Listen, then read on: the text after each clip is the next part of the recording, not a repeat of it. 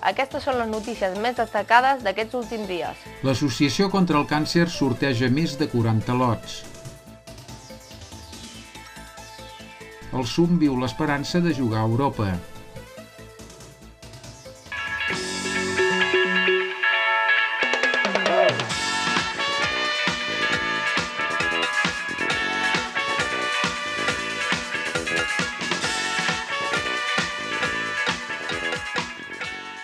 L'Associació contra el Càncer sorteja més de 40 lots.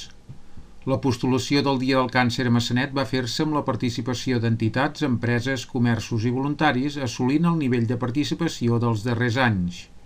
L'agrupació artesanal va fer una catifa floral al centre de la plaça de l'església i a la tarda van ballar els gegants i va haver una demostració de capoeira. Al final de la jornada es van sortejar més de 40 lots i es va oferir coca i refrescos al públic. El Cineclub Maçanet porta el director de Catalunya Uberales. El Cineclub Maçanet ha projectat aquest mes la pel·lícula Catalunya Uberales, premiada al Festival de Màlaga. Ha estat present a diversos festivals estatals i internacionals. A final de la projecció, el públic va poder debatre el film amb el jove director Ramon Térmens, nascut a Terres de Lleida. El pintor Quico Iraola exposa les seves pintures a Can Trinxeria. Durant tot el mes de maig es poden veure a la sala d'exposicions de Can Trinxeria algunes de les obres del pintor mallorquí Quico Iraola. S'hi poden observar quadres de gran format i també dibuixos sobre paper. L'autor utilitza diversos materials fent servir tècniques diferents. La policia autonòmica fa un control nocturn a l'autopista. Els Mossos d'Esquadra van fer el cap de setmana un control nocturn a l'àrea de la P7 de Maçanet. L'autopista va romandre tancada amb llargues cues mentre es feia el control d'alcoholèmia i drogues als conductors que circulaven en direcció nord.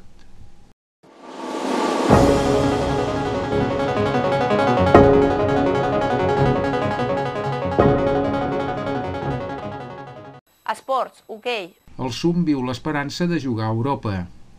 El SUM viu l'esperança de poder jugar a Europa tot i haver baixat a la taula classificatòria.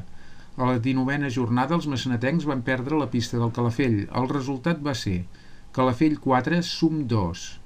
A la 20a jornada els locals van aconseguir un important empat amb els tarragonins. El resultat va ser SUM 1, Reus 1. A la 21a jornada els de casa van plantar cara a la pista del segon classificat. El resultat va ser Liceu 5, SUM 4. A la 22a jornada el líder va golejar el SUM, tot i perdent a la mitja part. El resultat va ser SUM 2, Barça 7. A la 23a jornada, els de casa van aconseguir 3 punts importants a la pista del Cué. El resultat va ser Monjos 2, SUM 6. La taula classificatòria de l'hoquei Lliga queda de la següent forma. Primer Barça, 62 punts. Setè SUM, 32 punts. Vuitè Blanes, 32 punts. Futbol. La Unió Esportiva Maçanet s'endú el derbi maçanetenc. Els resultats de les últimes jornades futbolístiques han estat els següents. 28a jornada, Tordera B 2, Maçanet Atlètic 1. Olímpic de Malgrat 4, Unió Esportiva Maçanet 3. 29a jornada, Unió Esportiva Maçanet 5, Tordera B 2. El Maçanet Atlètic descansa. 30a jornada, Unió Esportiva Maçanet 5, Maçanet Atlètic 2. 31a jornada, Atlètic de Blanes 2, Unió Esportiva Maçanet 0. Maçanet Atlètic 0, Cristinenc B 4. 32a jornada, Unió Esportiva Maçanet 3, Racing Blanenc 0. Atlètic de Blanes 2, Maçanet Atlètic 1. Mirant la taula classificatòria trobem les següents posicions. Setè, Unió Esportiva Maçanet, 55 punts. 13è, Maçanet Atlètic, 23 punts.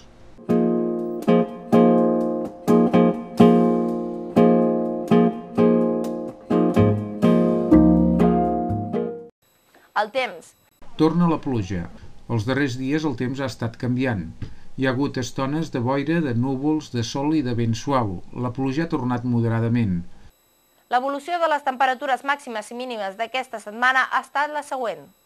Dilluns 14 i 22, dimarts 14 i 21, dimecres 13 i 19, dijous 9 i 20, divendres 14 i 21, dissabte 14 i 19 i diumenge 14 i 18. Aquestes han estat les precipitacions enregistrades els últims 7 dies. Dilluns, 2,5 litres per metre quadrat. I diumenge, 15 litres per metre quadrat. Bé, això està tot per aquesta setmana.